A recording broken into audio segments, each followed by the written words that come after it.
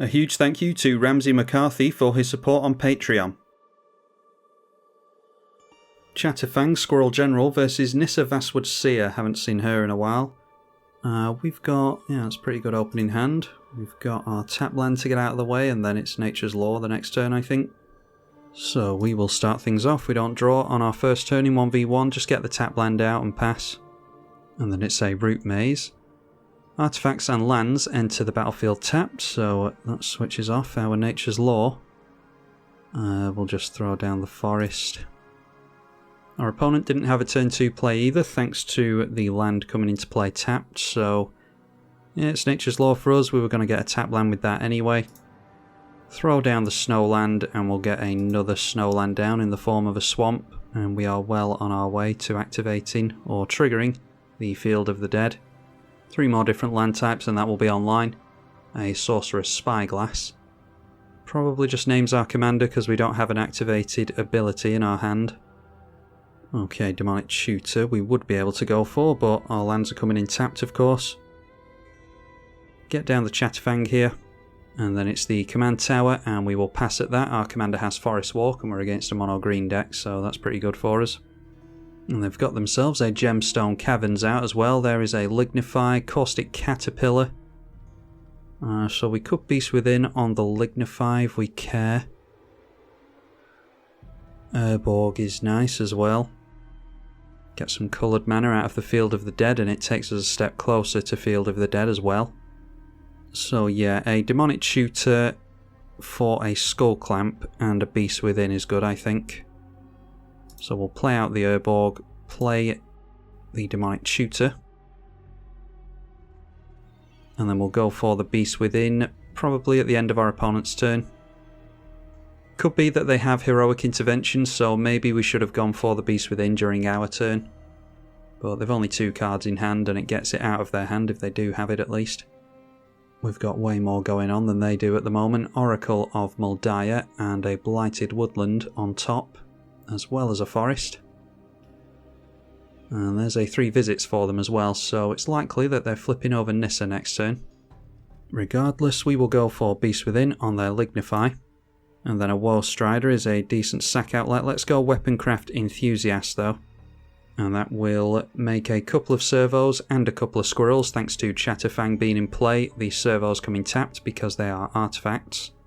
Maybe we can start triggering the Field of the Dead this turn if we get into the right land. We'll throw down the Skull Clamp. Comes in tapped, but it doesn't matter on equipments. Get rid of a servo, draw a couple of cards. Already have a Snow Forest, but we do not have an Overgrown Tomb. Yeah, I think it might be worth sacrificing a couple of squirrels maybe to get rid of the Oracle of Muldiah. Maybe we could get rid of the Nissa to keep it from flipping over, so I'm going to shock down the Overgrown Tomb here just in case we decide that we want to do that. Oh, actually, shocked ourselves for no reason there, completely forgot about the Root Maze. But we are triggering the Field of the Dead now, and every time we make a land we'll get both a zombie and a squirrel. Swing into our opponent, we have Forest Walk, so we'll be able to deal some damage to the Planeswalker anyway. Got into the new Pest Infestation as well, which is destroy up to X target artifacts and or enchantments and make twice as many pest tokens. I have high hopes for that one. Haven't managed to play with it yet though. So down comes the Nissa. Won't be able to keep her from flipping round. They're going to shuffle away and oxidize, which is fine with me. It means we keep our Skull Clamp in play. And putting on top an Arbor Elf, which again is fine by me. Shuffling again with the 3 visits. And this time revealing something much better. That is Vivian Reed this time. The land coming into play from the 3 visits will trigger the Nissa, so that flips round. And they reveal the top card, put it into hand because it's not a land. Kenrith's Transformation is relevant, so probably hold on to the Pest Infestation until that has come into play.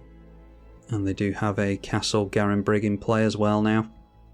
Only 1 card left in hand and we know exactly what it is. Oh, that's a really good draw. That is Garrett Cursed Huntsman, so I think we're definitely going for that. I want to get rid of the Caustic Caterpillar before it blows up the Skull Clamp. Let's throw down a forest because that can tap for black mana thanks to the Urborg. Makes a zombie and a spirit, of course, or a squirrel even, not a spirit. And let's go for the Garrett Cursed Huntsman. Make some wolf tokens. And I am going to activate the Chatterfang now. Oh, but of course they've switched off our Chatterfang with the Sorcerer's Spyglass. So it might be that we lose the Skull Clamp anyway. Let's go for Skull Clamp onto the Weaponsmith, or Weapon Craft, whatever it's called. Alright, and we've got a Skyclave Relic, as well as another Sack Outlet. So yeah, we'll encourage them to lose the Caustic Caterpillar. And we'll swing in with the Chatterfang here. Swing it in towards the Nissa so that they're less likely to make the Ashaya. And there's a Rex Sage on top as well, so plenty of means of blowing up artifacts and enchantments. Don't have too many of those in hand, thankfully. And playing out Vivian Reed. Looking at the top card of the library, they can reveal a creature or land from amongst them and put it into their hand. And annoyingly, the reveal zone is off the screen here, so I can't actually click on it and drag it onto the screen, so can't actually see what it is that they went for there. Vivian and... oh, it's Cogler. Right, that's a really bad one. Alright, so we're going to have to worry about a Cogler. Revealing the top card, they just put the Mana Dork into their hand. Played a land off the top thanks to the Oracle of Muldiah. They have Once Upon a Time on top now. And there is the Kenrith's Transformation. So they will draw a card with that. They draw into the Once Upon a Time, which they can cast because they've got 2 lands available to them. Another Dork is on top. And then our opponent scoops at that. They could at least pass the turn and see if we've got a Kraithoof or something in hand, but yeah, apparently not wanting to do that. Yeah, so sorry about that. Hopefully we'll get another game in and it will reach a satisfying conclusion for you all. Chatterfang Squirrel General versus Akiri Line-Slinger decided to keep this one. Our opponent is starting things off. And it's just another 3-drop for us. We'll get down the swamp because that'll be able to tap down for green with the Yavimaya next turn. And our opponent throws down Akiri Line-Slinger, really hoping for a land here, and Llanowar Wastes is good. So we'll just throw in the... we'll go for the Llanowar Waste, just in case we want to go for Necropotent sometime soon. I don't think we will. Probably be Chatterfang next turn. And there is Sword of the Animus, so that's our opponent's ramp sorted out. Not able to attach it, thankfully. And there's Deadly Dispute, so we'll go for our commander. And it's noteworthy that our commander is unblockable now because we've got Forest Walk and the Yavimaya in play, so all the lands are forests. And they did equip the sword on there. And then going for Sarbo's Web. You draw a card when it enters. Each land with an activated ability that isn't a mana ability doesn't untap during its controller's untap step. So we'll have to be wary of that, taking some more commander damage here. Alright, and Command Tower is good. So I think we can just go Weaponcraft Enthusiast here. Get a bunch of tokens into play while we've got the opportunity. That's 2 servos and 2 squirrels. And then let's swing in with our Chatterfang at our opponent. As it stands now, we can just chump block all day. Sword of Fire and Ice, they are not going to be able to get through with that, but if they do have the protection from colours, we'll hold on to the servos for as long as we can. Buffing their commander takes it further away from the Chatterfang as well. Still swinging in though because they can continue to ramp.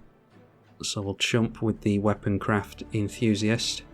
Okay, and there's an Earthcraft, so might be worth going for the Pest Infestation. Yeah, let's go Earthcraft first. There are combos that we can do with this, of course. Untap a land, tap down a squirrel. And we just do this over and over again until we've got enough mana. So now we can put 3 into X and... yeah, blow up all of their artifacts pretty much. And then we'll get 6 pest tokens as well as 6 squirrels. Yeah, really had high hopes of Pest Infestation, and that's exactly why. Alright, well, that's a shame our opponent scoops there. Maybe they could have got into a board wipe, because they don't know what we've got in hand, but decided to just scoop it up there. Okay, so pretty short one again. We'll try one more. Okay, this game ended up goofing up, or the game didn't, my recording software did. And first things first, need to give a heads up to Zephyr9, who is obviously a viewer of the channel. Don't know why his messages are doubling up there, but yeah, didn't see that at the time, so heads up to Zephyr9 and we'll play this out. And I will commentate on the replay. So obviously deciding to keep this hand, and we are on the draw, so get into a swamp, decide to play out Field of the Dead tapped. And our opponent cracked the Arid Mesa at the end of our turn for the tapped Shockland. And then immediately going in for a Boros Signet. So I'm thinking at this point that the Commander is going to be coming in next turn, and if that's the case then it's only a matter of time before we get taken out by Commander damage, so if every turn is going to matter, we might as well get down the Spawning Pit as opposed to a tap land with the Marsh Flats. We'll just have to hope that we don't draw into a tap land at a crucial stage in the game. And our opponent taps down his hideous white-based basics and gets down his Commander. We draw into Nature's Law and I decide to get down the swamp straight away. So it's a race against time here to not go down to Commander damage, basically. 3 hits from that thing and we're done, so deciding to put a chump blocker in the way here. And this will set us up nicely for thinking Nature's Law and Sky Shroud Claim at this point. Get the tap land in there. And we can always block with the Wood Elves and sacrifice it with Spawning Pit to put a counter on that. But unfortunately, obviously didn't play around the Aqueous form, so their Commander is going to be unblockable here, and at this point I'm worried about any double strike, because Red does have plenty of instant speed double strike and there are equipments and stuff that you can get. So hitting us for 7 Commander damage, and they did get a scry with the Aqueous form as well. And then tapping down a bunch of mana into Ral Zarek, and they decide to tap down our Wood Elves and they untap their Ruhan. And Ral Zarek, of course, can Lightning Bolt, so that can get rid of our Commander. So I think at this point I decide to go for Sky Shroud Claim and Nature's Law as opposed to, go for Sky Shroud Claim into Nature's Law, because I think I might have been considering Nature's Law into our Commander there, setting up for the Garrick. And yeah, with that we can start triggering Field of the Dead. It's not necessarily relevant yet because we do have an unblockable Commander that's swinging in our way. But cracking the Prismatic Vista that we drew into this turn as well, so getting a decent number of Field of the Dead triggers now. And we'll get another one from the Nature's Law. Then holding back all our creatures and just praying that we don't see double strike, because if our opponent gets double strike on us here, that's us done. Instead we see Gideon of the Trials, which can prevent combat damage from a permanent and turn into a 4/4. And plussing on the zombie token, so that can't deal any damage. And then it swings in with unblockable. Aqueous form gives them a scry again. And then with the Ral Zarek deciding to tap and untap again. And that is another land for us. So I think I go in for both Garrick and the Chatterfang here. So there's Chatterfang. Going for that first so that when we go for the fetch in the Marsh Flats, we'll get 2 triggers with the Field of the Dead, which means 2 zombies and 2 squirrels. So as we can see there, the 2 zombies and the 2 squirrels have been made. And then we're going to have to Garrick, and as much as I would like to get the wolf tokens in with that, we're going to have to blow up our opponent's Commander, because it will get us next turn. So it gets through any counter magic that I thought they might have had, managed to blow up their Commander successfully. And then I want to knock down Ral Zarek a little bit, take him down to 1 loyalty so that he can't Lightning Bolt our Commander. So taking our 3 creatures in at Ral Zarek. And there, unfortunately, we see a Supreme Verdict. Nothing we can do about that, but we do have the Spawning Pit available to us. So what we can do here is sacrifice all of our creatures. And for each 2 creatures that we sacrifice, we can pay 1 mana and make a Spawn token, which is a 2/2 artifact. So sacrificing everything, including our Commander, will put 9 counters on that, so we can remove 8, pay 4 mana into it and get 4 Spawn tokens. And we should easily be able to get our Chatterfang into play again next turn because we've got plenty of mana. Our opponent animates the Gideon, so that sees the back of our Garrick, unfortunately. But it served its purpose in getting rid of the Ruhan for us. Another land for us, so we'll just go for the Chatterfang, and I think I go for the fetch here to maximise the value of the Field of the Dead. Yeah, going for the Windswept Heath, so we get 2 zombies and 2 squirrels again. And then waiting on the spawning pit for at the end of our opponent's turn, I think. We'll have to leave them with their planeswalkers for now. And there's another planeswalker in Jace the Mind Sculptor, so I'm guessing that that's their backup plan, is going for Jeskai Super Friends. If their commander getting commander damage doesn't pan out, then they can go for value with the Super Friends. And that will allow them to go for lots of board wipes with Super Friends as well, if their commander isn't working for them. Anyhow, going for the Brainstorm with Jace the Mind Sculptor. And then it is 3 damage onto our Squirrel, which is what we were worried about previously, but taking care of their own Ralzeric at least. So in response to that, yeah, I go for the Spawning Pit activations. A 2/2 spawn. We can get 4 of these, like I said previously. For each one that comes out, a Squirrel comes out with it, which is why I'm doing it before the Ralzeric resolves.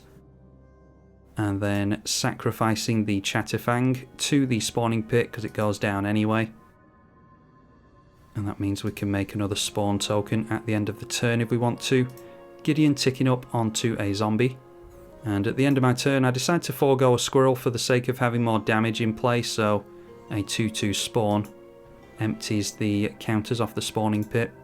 And it's yet another fetch for us. These would be really terrible draws if we hadn't had Field of the Dead since the beginning of the game. Luckily we have, so plenty of mana to play the Chatterfang yet again. And then it's yet another fetch, running out of basics to fetch up there, but making a couple of zombies, a couple of squirrels again. And now we can deal with these planeswalkers by turning in sideways at them. A squirrel and a spawn in at Jace, and then a couple of spawns and a squirrel in at Gideon. The rest go our opponent's face. He is currently at 29. So getting rid of the walkers successfully, going down to 19. Our opponent will have 2 cards in hand during this turn, so effectively in top deck mode. And just deciding to get Ruhan into play again.